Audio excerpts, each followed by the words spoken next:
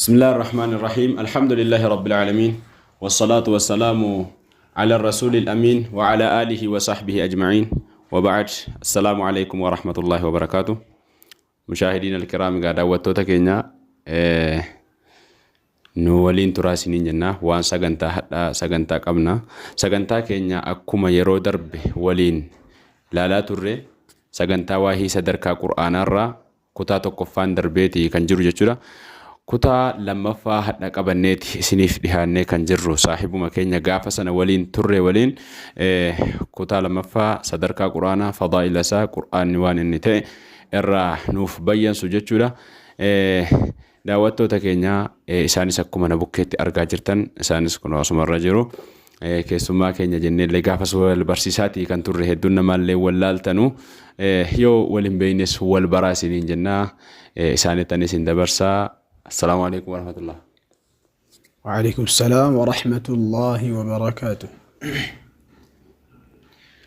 Bismillahir rahmanir rahim. الحمد لله الذي أنزل على عبده الكتاب ولم يجعل له عوجا قيما لينذر بأسا شديدا من لدنه ويبشر المؤمنين الذين يعملون الصالحات أن لهم أجرا حسنا والصلاة والسلام على صاحب القرآن محمد وعلى آله وصحبه ومن تبعهم بإحسان إلى يوم الدين. أما بعد، السلام عليكم ورحمة الله وبركاته. وعليكم السلام ورحمة الله وبركاته. يقول الله عز وجل: إن هذا القرآن يهدي للتي هي أقوى ويبشر المؤمنين الذين يعملون الصالحات أن لهم أجرا حسنا أن لهم أجرا كبيرا. فإن كتاب الله تعالى أعظم ما أنعم به الله عز وجل على من عرف هذا الكتاب وتمسك به، فإن فيه نبأ ما قبلنا وخبر ما بعدنا وحكم ما بيننا لا تزيغ به الأهواء ولا تلتبس به الألسن ولا يشبع منه العلماء ولا تنقضي عجائبه. من قال به صدق ومن عمل به أجر ومن حكم به عدل ومن دعا إليه هدي إلى صراط مستقيم. هو حبل الله المتين وهو الذكر الحكيم وهو الصراط المستقيم. وإنه لكتاب عزيز لا يأتيه الباطل من بين يديه ولا من خلفه تنزيل من حكيم حميد. هذا الكتاب هو نور يهدي الله به إلى الصراط المستقيم. هذا الكتاب محكم متقن نظمه ومعناه كله حكمة. بلين إسلاما أكما كان اندر رادبني ترى قرآن ربي كن سرركا قد ساقما سرركا قد لنا متقودا أكما في سرركا قابو سرركا قد نمالكن كتاب ربي كن نعمة الرقودة نعمة كربين نما إسا بيك اتوجته الرت نعمة اتو للراي نعمة الرقودة ربين نما الرتو للراي قرآن ربي قرآنها نما كنودا إسا كيسا قصالي أدور ندرا صالحوتس ورى فجرا ورى هلاكمس قصة أددا كم برندي قرآنها كيستي قرآن الراي بيكم ساقر قدا warra nu dura darbe haala jarri itti turan kan nu barsiise qur'aana rabbii irraa barre jechuudha. Isa keessa ammas wanti jiru murtee nu jidduutti gaggeeffamu waan nu jidduutti argame waldhabbii ta'us waldhabbii aqiidaa ta'us ilmii ta'us waldhabbii immoo jireenya keenyaa ta'us kan furmaatanuu ta'u قرآن كيس ربنا وكائن. فإن تنازعتم في شيء فردوه إلى الله والرسول لكم أجر ربين. قرآن التنو ديبس قرآن كيس نجرا فرمان كين يجورا. فإنما أكون دين ربي الران دبدو يوسك أبت لا تزيغ به الأهواء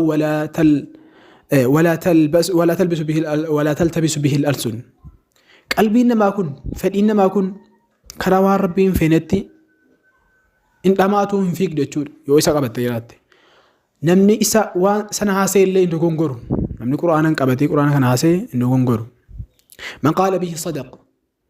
Namni quraana kana namaan jedhe namatti hime jechuudha. Quraana kana waa'ee quraana kana ergaa quraanni kun dabarsu namni dubbatee dabarse abadan sobaan ta'u. Maaliif quraanicha keessa hin sobin jechuu jira waan ta'eef. Waa meeqa waan fofokkisaa waan haraama rabbi dhabu meeqatu quraana keessatti dubbatamee jira. Kan irraa dhawu quraana keessa meeqa jira jechuudha. Kanaafuu namni immoo qabatee itti hojjetee sobaa hin ta'u abadan. Dhugaa dubbataa dhumataa jechuudha.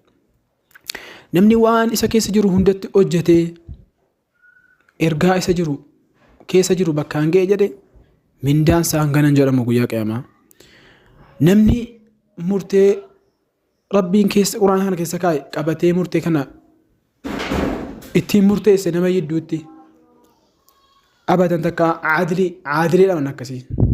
nama haqaan mirga namaa eegee murtee nama murteessu jechuun isa akkasiiti. Isa quraana rabbii qabatee murtee nama yidduutti murteessu. Egaa akkasii quraanni namni quraana qabatee quraana wajjin jiraatu wanti inni argatu kana waan akka rakkaadhu kana waan amma rakkaa dhunnee fi waan ganaa rakkoofnudha jechuudha. Maasha Allah. Akkuma dhageessanii kaatan waa hedduu isiniif dabarsanii achi osoo hin fagaanne waa xiqqoo isaan gaafachuu barbaade. Innis maali? Namni isa dubbatee dhugaa dubbataa jedhan. Akkasuma natti fakkaata akkasuma namni isa dubbatee dhugaa dubbataa. Maaliif laata? Maaliif dhugaa dubbata? Hedduun isaa kitaabonni hedduun hamma namni qabatee jiru kitaaba amantaa addaarraas ta'e yookaan barreeffama seenaa adda addaa jira. Kan walaloon barraa'e kan immoo akkuma kanatti facaafameetuma kan barraa'e hedduu jira. Kana keessaa gaafa namni isa quraana kana qabate yoo isaan dubbate dhugaa dubbataa gaafa jedhanu gatii inni maal ta'eef immoo eessaa gatii inni dhufeef immoo maaliif iyyuu namni isa qabate dhugaa dubbate jedhama. Isiin kun gaafii kooti ustaaz. Gaafii bareedaadha. Namni isa qabate dhugaa dubbataa hoggaa jennu Rabbiin subhaanahu wa ta'ala quraana keessatti maal jedhe waman asdaqu min Allahi qiila waman asdaqu min Allahi hadiitha. Jecha rabbii caalaa namni rabbiin caalaa dhugaa dubbatu jira hin jiru. قرآن ربي سبحانه وتعالى قرآن كان يروبوس كيستي إنا نحن نزلنا الذكر وإنا له لحافظون جل قرآن نتبوسه نتو إيجا تحريفه صوبا ددانا من التقلتورا ني إيجنا أجل كنافو قرآن ربي كن إيجا ما تون بكمادا نمني مو قرآن كان وان قرآن كان كيسجل هاسي صوبان جل ومعرف صوبت تمنيت ما كان وانتيف مالتو إيجا ربي تدران نن إيجا جل وانتيف ومن أصدق من الله قيلا ومن أصدق من الله حديثا جل مو قرآن سنة كيستي كنافو دي بسان رقم نيره أجل ما شاء الله akka ajaa'ibaatti na qubseeti kan jiru jechuudha. Hammas quraanni kuni khabarumaa ba'dana jettan natti fakkaata. Waan booddee keenya dhufu nutti odeessaa waan sichi dhufullee nutti odeessaa jettan. Akkuma hamma dubbannee kitaabota hedduutu jira. Sirriidha ajaa'iba rabbiiti. Wanni sichi dhufu kitaabni wanti sirrii sichi dhufu ilmi namaa waan kaa'uu danda'u qabu. Akkuma ittanii kaatanii quraanni waman asdaqu min Allahi hadiitha jettanii rabbi dubbate jechuudha. Kanaaf akkuma kana wanna sichi dhufu kana kan nuuf dubbatu quraana kana. Wanna sichi dhufu fakkeenyaaf yoo fudhanne kanneen akka qiyaamaan dhaabbachuu baatiin jiraachuu wanna akkasuma natti fakkaata. Kan akkanaa kana wanni nuu kaasullee hin jiru. Hedduun immoo kan waahii fagoo waan sichi dhufu keessaa beekumsa hin qabna jedhee namni itti gaggalu jira. Waan sichi dhufu kana sichi bara dhufu kastaa barri bara maaliiti maal waan jedhu jira. Tokko kitaaban dubbisin namni akkasii sun dhugaa moo soba dubbatee jechuudha gaafii kun. Dura irratti ilmi al-ghaybii namni quraana irraa waan ragaatti hin qabne himatee sobaadhaan akkasii. Namni ilmi al-ghaybii mati sobaadhaan yoo ragaa quraanaaf hadiisa saxiihaa irraa qabaate malee ilmi al-ghaybii namni himannaa sobaadhaan akkasii. Ammoo namni akkuma sila dubbanne namni quraana rabbii qabatee quraana kanaan haasee abadan inni sobaan jedhamu. Jecha rabbii himaara waan ta'eef jechi rabbii sobni keessa hin jiru. Rabbiin waadanuu isaa nutti himee jira quraana keessatti. Amma jannata namni silaa beekuu hin beeknu turre jannanni hin jira namni immoo jannanni hin jiraatti namanne rabbitti hin amanne akkasii. Qiyaamaan dhufaa jira namni namanne rabbitti imaan isaa imaanan jedhamne malee. Kan ammoo كانت من قرآن ربيتي كناف خبر ما بعدنا أدوانت ما بعدنا وان قنانوتي التنجيني كانت من قرآن ربيتي سكيسة كانت تجرى كناف جنة يجول أيين ما شاء الله ربي تدبته وانت داف خبر وان بود كينياتي دفله إساف برودن دي مالي في أكو مسانجدن غيبياتي إنه حقيدا وان سيچ دفو المنا ما قدرت كوكيسان قبو كسم دي كسم وان سيچ دفو بيكو نمني دندو نمني اللي نمبي كجدي دبته نسوبي نمني دوغا دبتو قرآن ما كيست ربي غاف دبتو غيبين ربي وعنده مفاتيح الغيب دي وهي غيبي اوف مقف تخصص مال ربي المنا ماتي فين كون غري ور رسول توتا في اللي نما isa barsiisa jedha rabbi matu barsiisa qur'aanuma an barsiisa qur'aanichuma kana nama barsiisa kanallee tiska malaayikaa irraate itti keenya akkan isa tisku jedhee rabbiin nu dubbate kanaaf wanni inni waan siichi dhufu nuuf odeessuu danda'eef qur'aana rabbiiti inni kalaama rabbiiti waan ta'eedhaaf waan siichi dhufu rabbitu silaayyuu waan siichi dhufu sisumatu kaa'e waan sila darbes waan siichi dhufus kanuma isaati waan ta'eedhaaf isa siichi dhufu kanallee waa ofiiti waan ta'eedhaaf rabbi wallaalu ni beekaa kanaaf dubbate rabbi wallaaluudhaan siluma takka wasafamne siichillee wasafamu kan inni wasafamu maali ni beekaadhaan akkuma kana ni dubbataadhaanis ni wasafna akkuma inni nuuf dubbate waman asdaqu min Allahi qiila rabbi irra eenyu ni gama jechaatiin dhugaa dubbata rabbiin ni dubbata jechuudha kanaafi daawwattoota keenya sagantaa keenya akkasi maal jechuu barbaanneeti waan tokko asirratti kaasnee isinii dubbachuudhaaf nu jajjabeessitu hammallee waa hedduutu nu hafaa fatafaddal wanti hafe kaase haasaan dheerachuurra bicattee yookaan xiqqaattee isiin faayidaa qabaachuu irra guddaa qaba rabbii waan dubbannee fi waan jenne kan irratti rabbii walumaan rabbiin warra fayyadamu naa taasisu qur'aana akkana sadarkaa isaa dubbanne kana gaadha akkamitti wajjin jiraachuu dandeenya akkuma dhengada dubbanne kanaan duratti dubbanne turre saahiba qur'aana akkana qur'aana bareedaa akkana kana saahiba isaa ta'uu nasiihaa ofiifis nama haasaa kana dhagahu hundaafis dhaamuu wanti barbaadu saahibul qur'aaniin ta'uu rabbiin illee kadhachuu akka rabbiin saahibul qur'aanii nu taasisu اقرأوا القرآن فإنه يأتي يوم القيامة شفيعا لأصحابه جلال إذا القرآن يكون صاحبني إني قرأته نمني صاحب وإني صاحب قرآن توني وجرى جرى صاحب القرآن أجرى رقان اللي جرى حديث الرا صاحب القرآن تون برباش سادة ربي والما صاحب القرآن دايسو نما ورا وان جدتي فايدة من ربنا دايسو توقفان ورا دبتي كان ورا اتفايدة ميتي ملكاو وان بريدا هنا كان ما دبرسيكي نمني بلاتي فايدة مبر دليلته وفي جهنم بويه نمني سر فتح جنة سين ربنا تعيسني نمت سبب ساعتي جنة نمني سين أو في فيس كان دوكا جنة ملكا وربنا تعيش جمر بعدا أسرتك صاحب القرآن تأو سرتي دوكا ركنو دعاء اللي هكذا جمر بعدا كانوا معسان أجين هاساتو هاساكاسا جدني صاحب القرآن ربنا هاغدو جدن صاحب القرآن تأو داف إنك كوتي كن فانلا إنك فلان إبلو فلان إبلو كني صاحب القرآن تأو دافي أن هم فكينا في دعائي نكدا يا رب صاحب القرآن تاسيسي حافظ القرآن يا رب نتاسيسي نم القرآن كرو نتاسيسي سكنا إنجنون دندا إنجنون كذا نسني كذا تاجر رجال القرآن كنا كرو دافي واهي قرآن صاحب القرآن ما تبيكا أبو القرآن تبيكا أبو القرآن كره تبيكا جل القرآن كنا أكتر كره سبا كره تبيكا hedduun nama kan tasa hin qara'intu jira kan immoo irraa qaraa dhiisee jira kan immoo qara'etu jira kan immoo qara'ee dhameetu jira akka kootii fayyadamni sunni rabbina jaan haa baasu kanaaf isa hin qara'iniif qooda kana keessatti akka argamuudhaaf inni qara'in jechuudha inni maaliif sadarkaan qur'aanaa sadarkaa waan hundaatii ol jechuu waan ta'eedhaaf dhufee sadarkaa kana keessatti akka argamuudhaaf namni hin qara'in akka qara'uudhaaf akka saahiba qur'aanaa ta'uudhaaf akkamitti ta'uu danda'amoo karaa kamiin immoo qur'aana kana baruu danda'amoo yoo maal godhe yoo waa nagade moo yoo waa dhiise moo yoo waa dhiite moo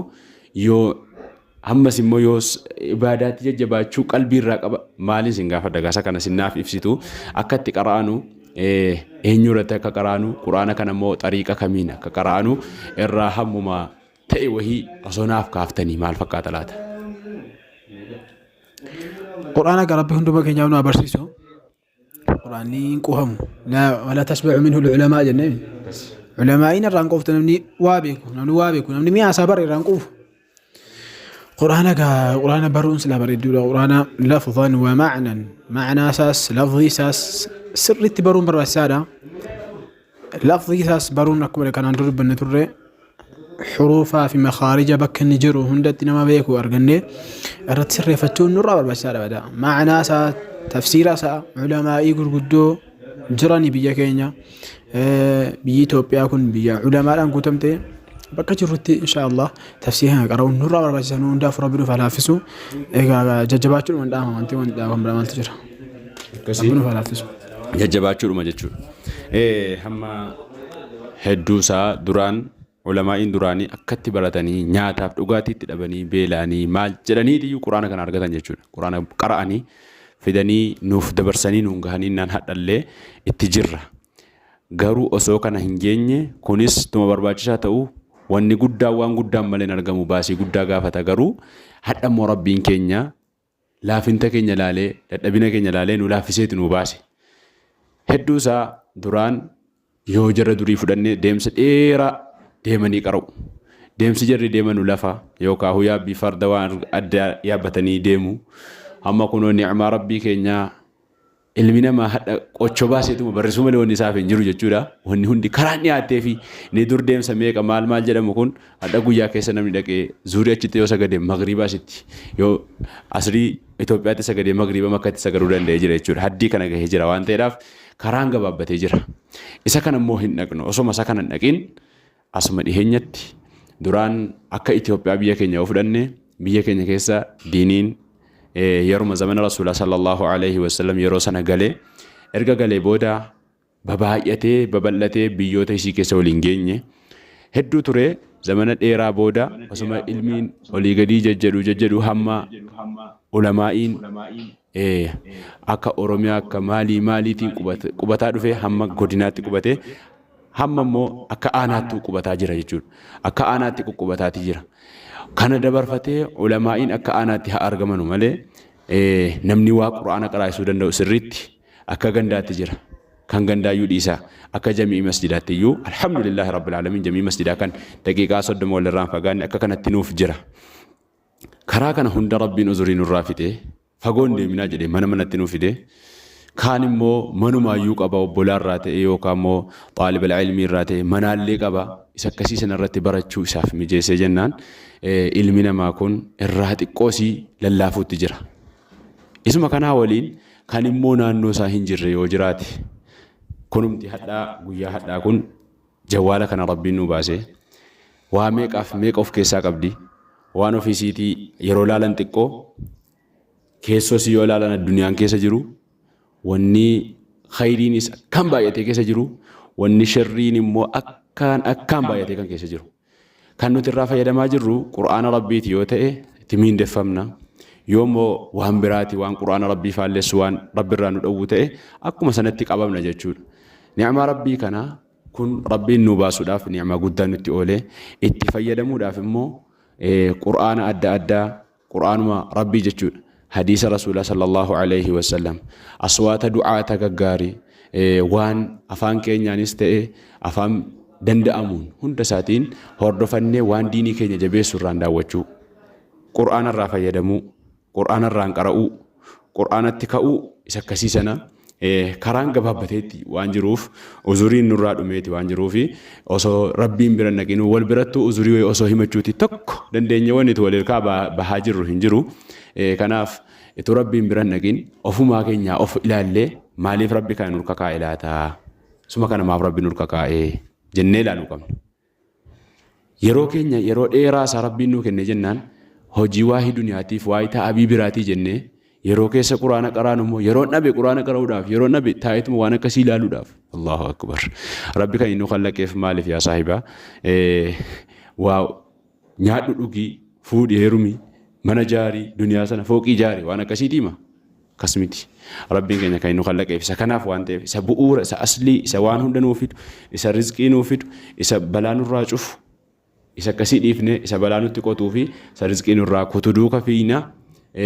kanaaf qur'aana kanatti haa qaraanu inni qara'es haa qara'u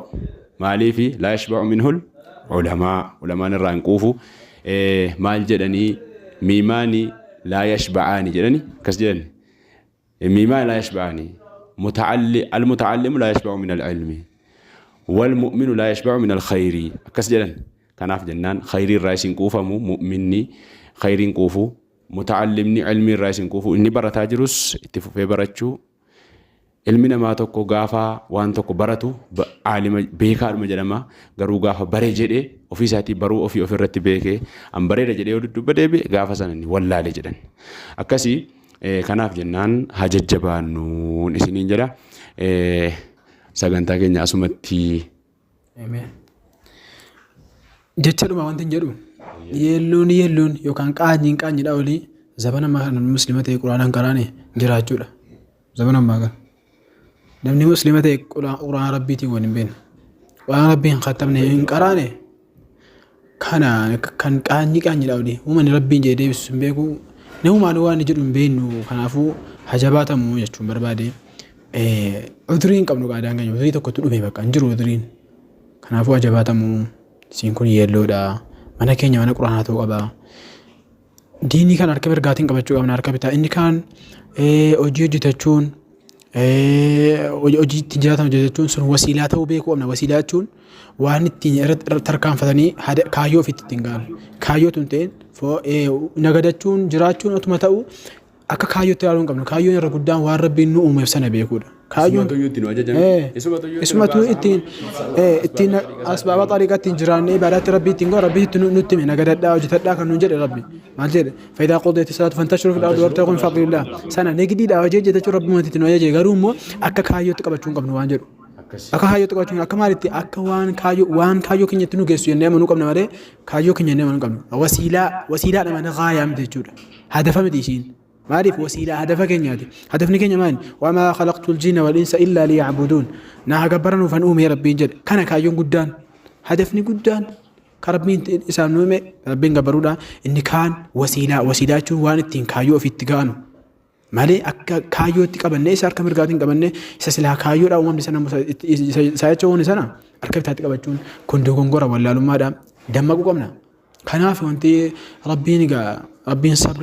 sabrii sana bal'aadha malee rahmata isaa bal'aadha malee silaa akka hojii keenyaati akka saban ammaa waan mul'atu kanaani amma kan rahmata waan argannu miti kanaafu waan silaa kaayyoo jennee qabachuu qabnu harka bitaatiin qabannee isammoo silaa harka bitaatiin qabachuun mirgaan qabanne nurkaa wal'ee jira kanaa nurkaa badee jira kanaatti adeeminu walumaan hundumtu keenya yoo nuti khayriirra jira jechuun ta'e nuti keenya waluma gargaaruu qajeeluu qabna kaayyoo keenya maalii hubachuu qabna rabbiin maaf na uume ani kun maafan jiraataa jira jireenyi kun maaf naaf qaddarame waan jedhu hubachuu qabna jechuudha kaayyoo keenya wallaaluu hin qabnu kaayyoon keenya isa guddaan akkuma rabbiin quraan keessatti himee wamaa khalaqtul jinna wal insa illaa liya'buduun kana bakka kaayyoo guddaan akbar hadaf kanadha kana inni kaan wasiilaa jedhama wasiilaa jechuun afaan oromootiin waan kaayyoo ofitti ittiin gahanu